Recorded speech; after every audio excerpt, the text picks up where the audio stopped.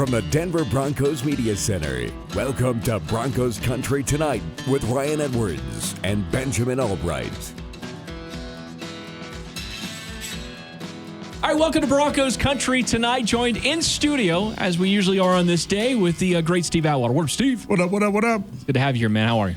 I'm doing good, man. I'm glad to be here with you gentlemen. I'm excited to have you here as well. What did I want to talk to you? We were talking about this on the practice field as we were watching rookie minicamp last week. We were talking about the importance and how the fact that the rookies last year didn't get this opportunity. And you said something I thought was kind of interesting. You sort of broke it down as the level and importance and value that these rookies get from this that they just didn't get last year. Yeah, I mean, the importance of getting on the field with the other rookies, kind of getting their footing underneath them, learning the defenses and the offenses and all the different things that go along with it in a safe environment with guys who they know they're probably on the same page with them in terms of none of them know the playbook extremely well right now.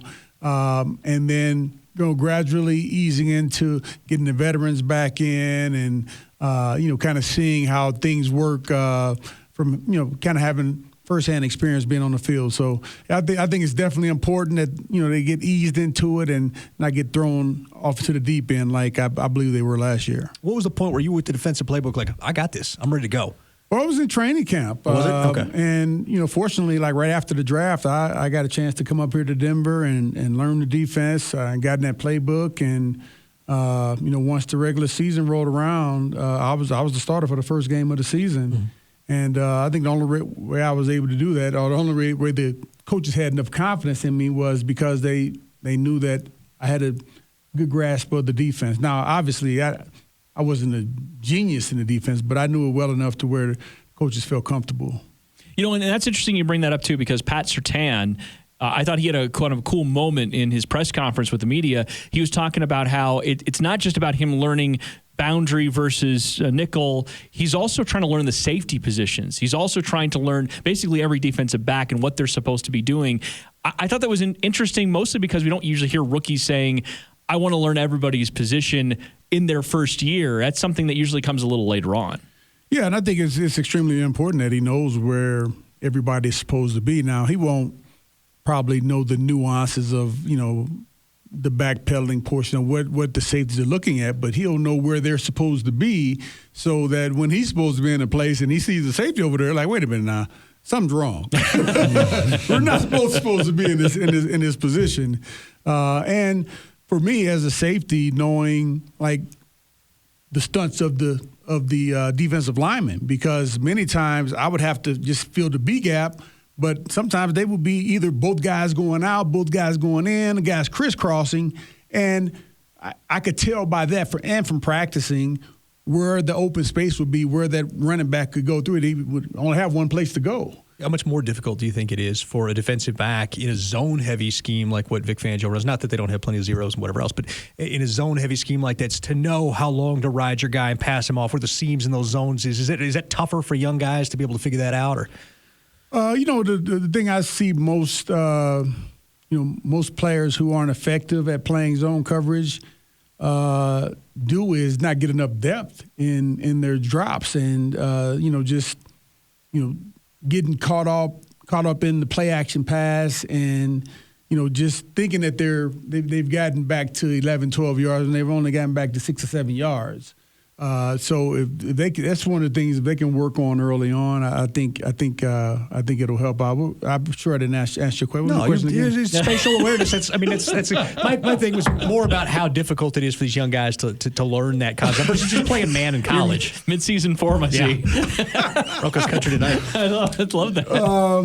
That it is important to be able to get the right depth and pass guys off.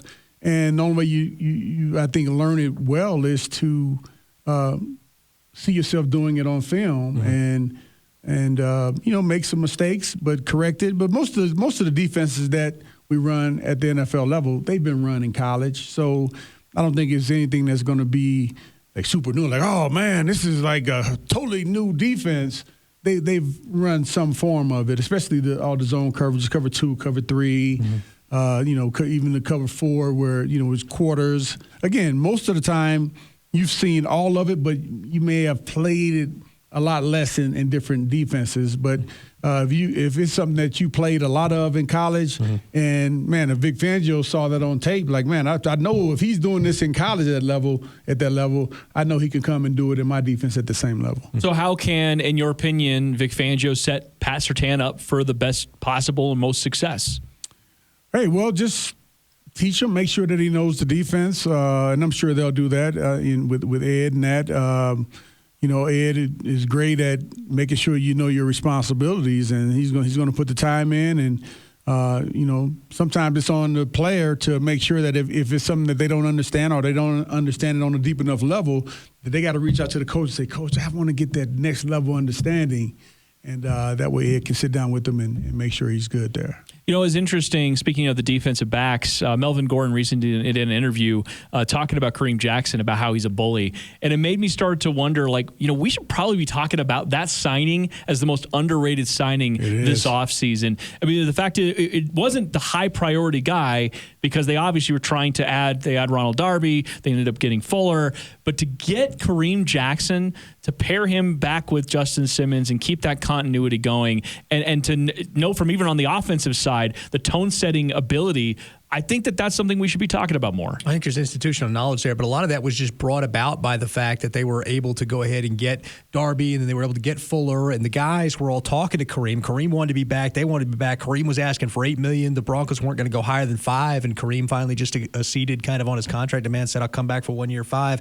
But I'll tell you, the locker room, this is not out there. The locker room went to George Payton and said, we need Kareem Jackson back. Wow. And Justin Simmons and those guys went and said, we need K-Jack back, and George Payton went out and got him. I'm glad they did that. I'm glad they went out and fought on his behalf, because Kareem Jackson was a vital part of this defense last year. His physicality, his leadership, and he's going to be a key to helping Jamar Johnson, Caden Stearns. Develop into great safeties as well. In addition to Justin Simmons, I saw Caden Stearns, who you're a little nervous to meet, Justin Simmons. So I'm looking forward to them connecting and Justin leading him to be a great safety as well. And also a lot of value by the fact that your new GM listened to the locker room and followed through with what they needed. New culture here in Denver. Absolutely. All right, when we come back, what did Dan Orlovsky say about the Broncos roster that should get you very excited? We'll get to that next.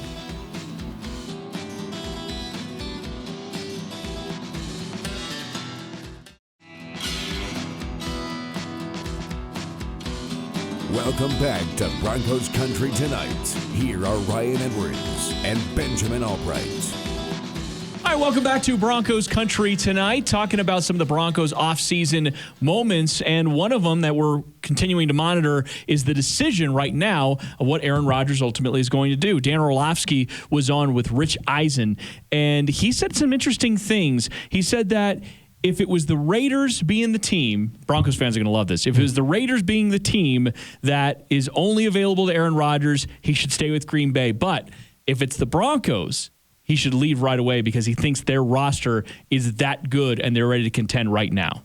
I think Denver offers unique advantages to Aaron Rodgers that he's not going to get with the Raiders. Denver has a ready-made defense that's good, that's built and ready to contend and compete right now, and a young offensive core that could benefit from the steady hand of an accurate Hall of Fame thrower. You look at where the Raiders are strongest, and they were a good offensive team last year. They were fine with Derek Carr. I'm not sure how adding a few more points to the board with Aaron Rodgers necessarily makes them a contender. And, oh, by the way, their defense should probably be called an e-fence because there's no D happening. I teed you up for that. I knew you were going to go there. We do this long enough. Eventually, I just kind of know your thought process just a little bit. It's good that they left, Oakland for Las Vegas because there's no D in Las Vegas. So. All right. Well, what I find really interesting about this is not so much about the Aaron Rodgers portion of it, because I think that we talk about adding a quarterback to this team as it's mostly constituted, hopefully not having to lose too many players in that process. Would make you an instant contender, definitely a contender in the AFC and potentially for a Super Bowl.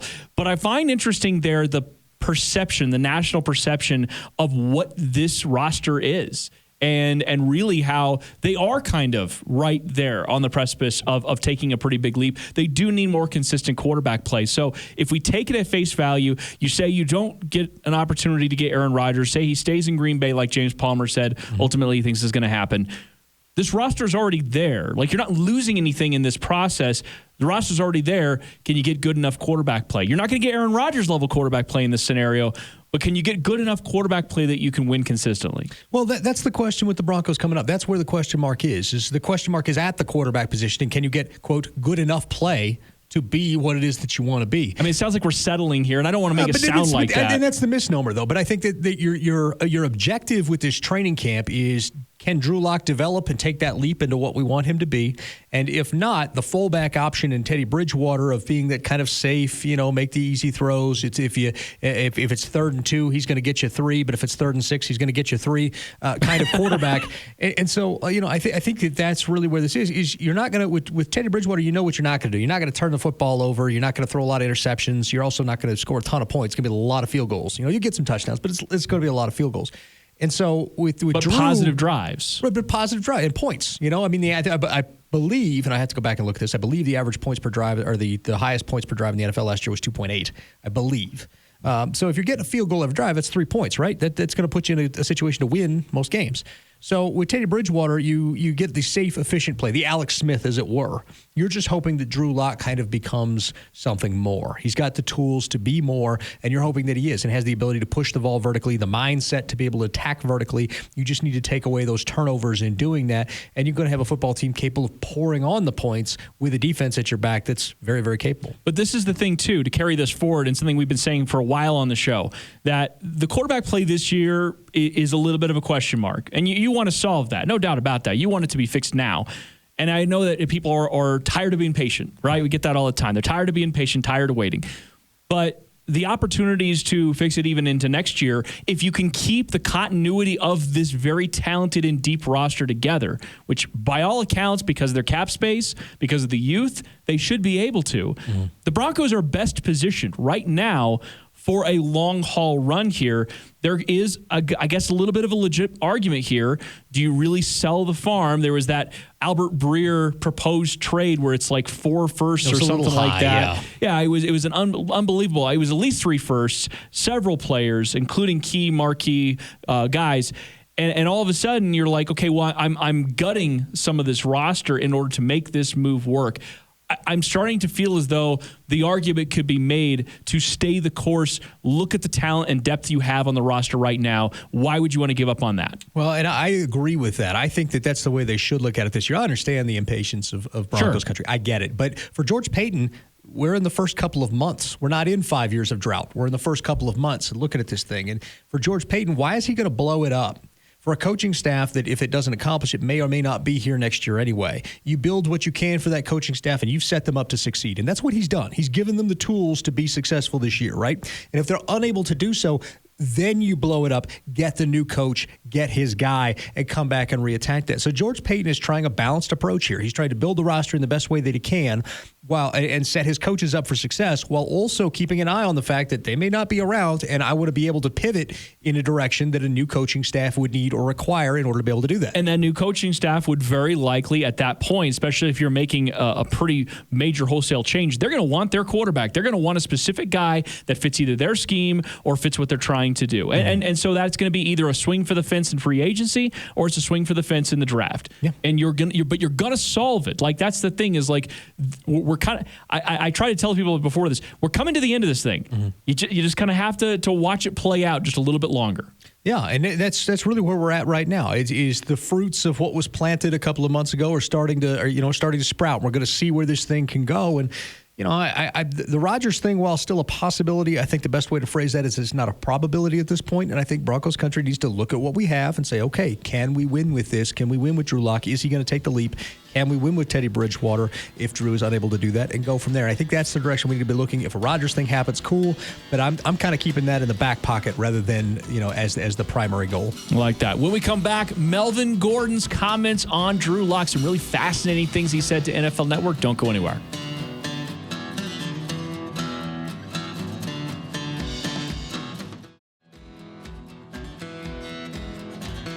Welcome back to Broncos Country Tonight.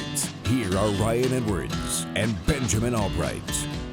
Welcome back to Broncos Country Tonight. Let's talk about Melvin Gordon's comments regarding Drew Lock. He recently did an interview with Brian Baldinger and NFL Network, and it was kind of interesting, some of the things he said. We won't get into all of it because there's just a lot to break down, but there was a couple points that I wanted to bring up with you, and one of the first ones is as an acknowledgement that he feels as though Drew Lock is close, like we've heard from Cortland Sutton, like we've heard from several players. But he said something to the effect of Drew really hasn't had the veteran leadership, veteran quarterback in front of him or in the locker room to help him out. He basically kind of acknowledged Joe Flacco was not that guy for Drew.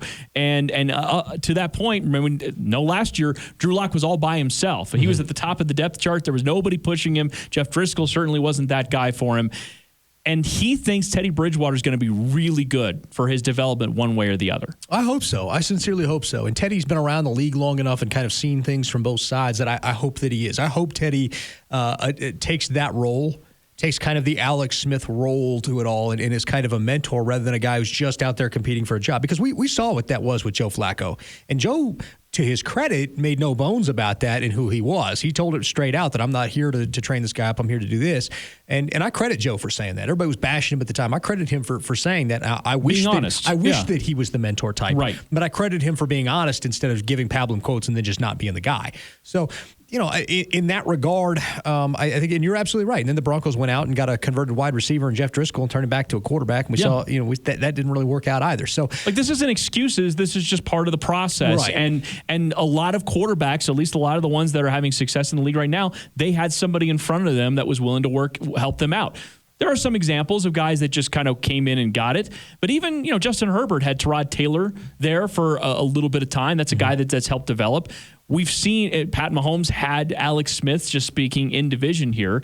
So there's something to that. I don't think it's an excuse. And I don't think Drew Lock is ever going to use that as an excuse to like, oh, woe is me, I never got that veteran guy. But he said, look, if he would have had a Phillip Rivers here to help him and sort of help pass the baton, he's like, it would have been night and day for the development of Drew and how quickly he would have picked things up. Yeah, and I think that the best example you had last year of a veteran coming in here and being the guy in terms of trying to do that was Blake Bortles. Right. And that's kind of a problem. You do need some of that. You do need another set of eyes sometime to kind of look at you and say, okay, here's what you're missing, dude. Like here's what it is that you're missing. We all need that in every aspect of our lives. It's not just football. You can always have somebody on the outside come in and take a look at what you're doing and say, hey, you could be doing this differently. You need to be doing these things differently. It'd be better for you. And having that set of eyes, having somebody like Teddy Bridgewater who's been around and say, okay, this is what you're doing. You're putting all this emphasis on this, but you're already okay at that. Let's practice the things over here that you're not good at. Let's work on these. Let's be better at these things, and that'll help you out. And a guy like Teddy who's been there, seen it, done it, experienced it, is probably the right type of guy that you need for that. So I am hoping that this turns into a positive mentor situation, similar to the way that Drew Brees was for Phil Rivers, and Drew Brees was for Teddy Bridgewater. Teddy Bridgewater back in the day, and I'm hoping that trickles downhill because Drew has been good for the quarterbacks that were behind him over the years. He has been that guy, and so I'm kind of hoping with Teddy Bridgewater that'll happen a little bit. And Teddy said as much on the podcast with Bryant McFadden. We talked to Bryant McFadden on the show, and you can check it out at BroncosCountryTonight.com. But he talked to Teddy Bridgewater, and Teddy said as much. Said he's looking forward to coming in. He's looking forward to competition, looking forward to pushing Drew and to help Drew. So again, like night and day, and this isn't like a let's get out the pitchforks and chase down Joe Flacco conversation. Joe is honest about what he was willing to do and what he wasn't willing to do. That's fine. That is where you were at. The Broncos at some level kind of had to know that as they were going to make the moves that they did to bring him in. They did that trade. They drafted Drew Lock. But then now you're in a position here in year 3 where it's a pivotal moment in Drew Lock's career, not just with the Broncos, just in his career. And you're bringing in a guy that's going to hopefully do it the right way. He's going to push him, add competition, but if nothing else, he's going to help develop him. You would hope so. And I appreciate, like I said, the reason that I appreciate Joe Flacco being that guy and being honest about it is because oftentimes we laud some of the greats for being somebody great to learn behind. Right. But tell me exactly who Tom Brady mentored again. Same thing with Peyton Manning. I was going to get to that one last. I was like, okay. And then we come back to Peyton Manning. Are you really telling me that he mentored Jim Sorge and Brock Osweiler? Because Curtis Painter? Yeah, because if we go back and look at the tape, I'm sure we've all seen the clip, and know what's going on. I love Peyton Manning. I love the way he's mentoring people now. I love the way he did the Manning camp. But Manning is a competitor. He wasn't going to be grooming the guy behind him to take his job. Nope. He just wasn't what he was going to be doing. And so it's tough to find people like that in the NFL. Drew Brees was that guy. Alex Smith has always been that guy. Ryan Fitzpatrick has been that guy. It's tough to find those kind of guys. I hope Teddy Bridgewater's that guy. And we've talked about it with Tim Jenkins, and this is why Tim Jenkins is ultimately bullish on Teddy Bridgewater winning the job. He's like, a vet knows what he needs to do to succeed in this league. He knows what he needs to do to win a training camp battle. Drew Lock hasn't been in this situation before. Not really. Like when he was brought in, he was drafted and Joe Flacco was here. Joe was the starter. They wanted him to learn and be up to speed as fast as possible, but then he got the whole drinking through a fire hose conversation. He got hurt in preseason, derailed his development.